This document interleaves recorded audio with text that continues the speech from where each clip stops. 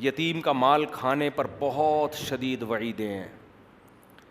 یتیم کا مال کیسے کھایا جاتا ہے؟ بڑا بھائی چھوٹے بھائی کی وراثت کھا جائے, بڑا بھائی چھوٹی بہن کی وراثت کھا جائے. یاد رکھو, کسی کا انتقال ہو گیا اور اس کی بیوی کو پریگنینسی تھی, 1 دن کا حمل تھا, اس حمل کا بھی وراثت میں پورا پورا حصہ ہے. اس کو لڑکا فرض کیا جائے گا اور لڑکے کا حصہ نکال کے رکھا جائے گا. اگر لڑکی ہو گئی تو آدھا کم کر کے بانٹ دیں گے, ورنہ اس کو کیا فرض کریں گے؟ لڑکا. اور اگر ٹوئنز پیدا ہو گئے تو دوبارہ سے تقسیم ہوگی وراثت کی. تو اس حمل کا بھی شریعت نے حصہ رکھا ہے. وراثت کے احکام میں آج بہت زیادہ کوتاہیاں ہیں. عام طور پر بعض علاقوں میں ایسا ہوتا ہے کہ بڑا بھائی وہ باپ کی ساری وراثت پہ قبضہ کر کے اس کو جیسے چاہے اڑاتا رہتا ہے, چھوٹوں کو پتہ ہی نہیں ہوتا, ان کو عید بقرعید پہ بس کھلایا پلایا جا رہا ہوتا. اور بہنوں کا حصہ تو گاؤں دیہاتوں میں تو رواج ہی نہیں ہے بہنوں کا حصہ دینا. تو قرآن نے یہاں عورت کی وراثت کھانے کو منع کیا. دیکھو, غیرت کے ساتھ زندگی گزارو, خدا کی قسم مزہ نہ آئے پیسے واپس. جو آدمی 5 روپے کی لالچ کرتا ہے 5 کروڑ کی بھی وہی کرتا ہے, اور جو 5 کروڑ کی لالچ نہیں کرتا وہ 5 روپے کی بھی لالچ نہیں کرتا. ایک زندگی میں اصول بنا لو کہ میرا پیسہ صرف وہ ہے جو میرا ہے. کسی کی جیب میں کیا ہے, آپ کی بیوی کے پاس کہاں سے پیسہ آتا ہے, اس کے باپ نے اس کو کیا دیا, اس کے پاس کتنا سونا ہے, اس سے بے غرض ہو جاؤ آپ. بہت سے مرد اپنی عورتوں کو تنگ کرتے ہیں, تمہارے پاس اتنا پیسہ ہے کہاں چھپا کے رکھا ہوا ہے, تم بتاتی نہیں ہو, تمہارے باپ نے تمہیں اتنا دیا, تمہیں وراثت تمہیں اتنی ملی, کہاں چھپا کے رکھا ہوا ہے. چھوڑو یار, تمہارا تھوڑی ہے وہ, تم اپنی ذمہ داری ادا کرو. آلو پیاز ٹماٹر کی عید بقرعید کی اپنی ذمہ داری ادا کرو. بولو بھائی مجھے اللہ نے مرد بنایا, گھر کا سربراہ بنایا, مجھے جو اللہ دے گا, جو میرے حقوق ہیں وہ میں پورا کروں گا. عورت پر کو اللہ نے مال دیا, لیکن اس مال میں شوہر کا حق بالکل بھی بولو نہیں ہے. یہ اللہ کا قانون ہے بنایا ہوا. اس مال میں شوہر کا حصہ مرنے کے بعد تو ہے, زندگی میں نہیں ہے, کوئی حصہ نہیں ہے اس میں. حتیٰ کہ بچوں کا بھی ٹوٹل خرچہ کس کے اوپر ہے؟ باپ پر. وہ بھی شریعت نے ماں پر نہیں ڈالا.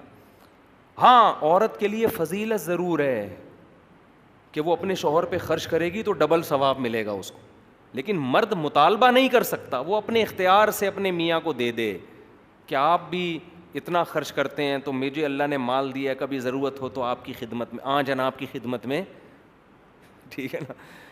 عبداللہ بن مسعود رضی اللہ تعالیٰ عنہ کی زوجہ حضرت عبداللہ بن مسعود بڑے مسکین تھے. ہمارے نبی صلی اللہ علیہ وسلم نے خواتین کو ترغیب دی, صدقہ خیرات کی. تو حضرت عبداللہ بن مسعود کی زوجہ حضرت زینب وہ نبی کے گھر آئیں اور پوچھا یا رسول اللہ. اچھا, انہوں نے حضرت عبداللہ بن مسعود سے پہلے پوچھا کہ میں آپ کو صدقہ دے سکتی ہوں, آپ میرے شوہر ہیں, کیا نبی سے آپ جا کے پوچھ لیں گے؟ عبداللہ بن مسعود کو شرم آئی کہ میں اپنے بارے میں کس سے جا کے پوچھوں؟ نبی سے, کہ میری بیوی مجھے پیسے دینا چاہتی ہے, کیا اس کو صدقے کا ثواب ملے گا؟ غیرت تھی صحابہ نے فرمایا میں نہیں پوچھوں گا جا کے, یہ مجھے شرم آتی ہے اس سے ایسا پوچھتے ہوئے, تم نے پوچھنا ہے تم ہی جا کے پوچھو. لیکن ان کو کہا کہ نام نہیں بتانا, کہ میرے بارے میں, ایک حیا آتی ہے نا انسان کو, میرے بارے میں نہیں بتانا, ایسی کامن مسئلہ پوچھنا. تو حضرت زینب چلی گئی رسول اللہ صلی اللہ علیہ وسلم کے گھر پہ. حضرت بلال خادم تھے, باہر نکلے, کون ہو, کیوں آئی ہو, نام نہیں بتایا. بتایا کہ بھائی ایک عورت اپنے شوہر پہ اگر پیسے دیتی ہے تو اس کو صدقے کا ثواب ملے گا کہ نہیں ملے گا؟ نبی نے پوچھا نام پوچھ کے آؤ, کون پوچھ رہی ہے؟ نبی نے فرمایا حضرت بلال سے نام پوچھ کے آؤ, ٹھیک ہے نا. اب وہ چاہ رہی تھی کہ نام نمایاں نہ ہو تاکہ شوہر کے راز فاش نہ ہو نا. ہوتا یہ ہے نا کہ جو عزت دار لوگ ہوتے ہیں وہ نہیں چاہتے اس طرح شوہر کا نام فاش نہ ہو. تو انہوں نے پھر صرف اپنا نام بتایا, زینب. پوچھو زینب آئی ہیں, تو تاکہ مدینہ میں تو بہت ساری زینب نام کی عورتیں تھیں. حضرت بلال نے جا کے نبی سے عرض کیا یا رسول اللہ, جو خاتون مسئلہ پوچھنے آئی ہیں ان کا نام ہے زینب. آپ نے فرمایا ایو زینب, کون سی زینب؟ مدینہ میں تو زینب نام کی خاتون بہت ہیں, ان سے پوچھو کون سی زینب. شاید نبی اس لیے بھی پوچھنا چاہ رہے تھے کہ شوہر کا تو پتہ چلے کس شوہر پہ خرچ کرنا چاہتی ہیں, شوہر کا تو پتہ چلے. تو حضرت بلال نے آ کے پوچھا, نبی پوچھ رہے کون سی والی زینب؟ پھر انہوں نے فرمایا کہ عبداللہ بن مسعود کی بیوی. حضرت بلال نے جا کے بتایا, نبی تو خوش ہوئے, وہ تو چاہتے تھے عبداللہ بن مسعود پہ خرچ ہو. تو آپ نے فرمایا حضرت بلال سے ان کو بتا دو تمہیں 2 اجر ملیں گے اگر اپنے شوہر پہ خرچ کرو گی, ایک صدقے کا اور ایک رشتہ داری جوڑنے کا. رشتہ داری جوڑنے میں میاں بھی تو آتا ہے نا, وہ بھی تو رشتہ داری ہے نا وہ بھی کیا ہے. تو عورت اگر اپنے شوہر پہ خرچ کرے, لیکن شوہر لالچی نہ ہو. جو لالچی میاں ہے نا, ان کی عورتوں کو میں منع کرتا ہوں کہ اپنے شوہروں پہ خرچ کرو. پتہ نہیں ہم لالچی لوگوں سے کچھ شاید ذاتی طور پر ہمیں کوئی بغض ہے. لالچی آدمی کو 5 روپے بھی کھلانے کا دل نہیں کرتا, اس سے اس کی لالچ اور بڑھتی ہے. مستغنی ہو آدمی, عورت کے مال پہ نظر نہ رکھے, پھر عورت کو چاہیے اس پہ بھی.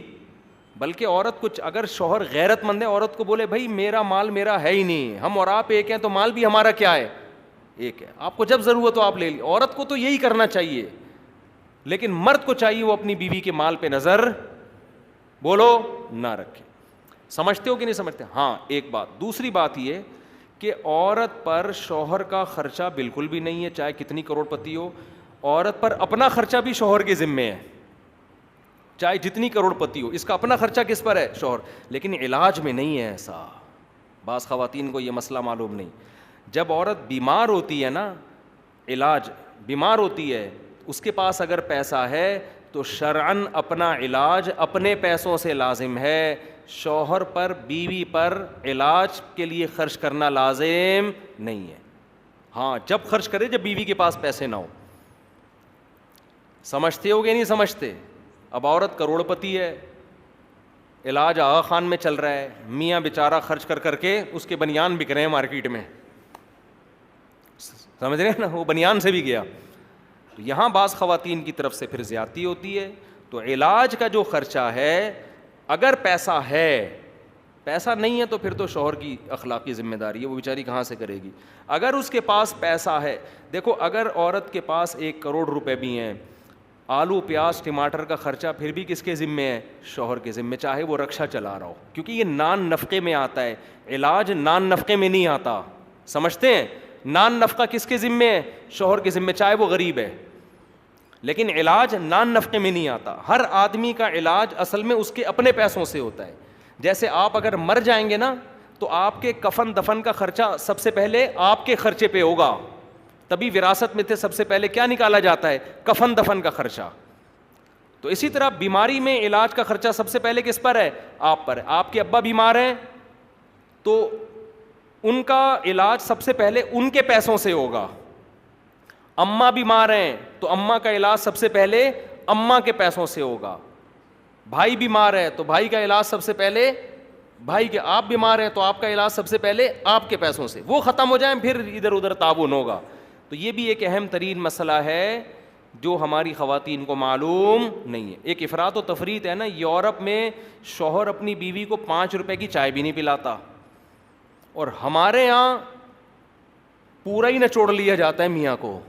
تو اعتدال اس میں ضروری ہے. تو اس لیے خواتین کو بولو کہ جب علاج ہونا تو پھر پہلے اپنے پیسے. لیکن ہمارے ہاں مرد الحمدللہ ایسا کرتے نہیں ہیں. بیوی کے پاس پیسہ ہو نہ ہو پھر بھی مرد اپنا پیسہ خرچ کرتا ہے. Thanks for watching. Don't forget to like, comment, share and subscribe to Mufti Tariq Masood, famous scholar.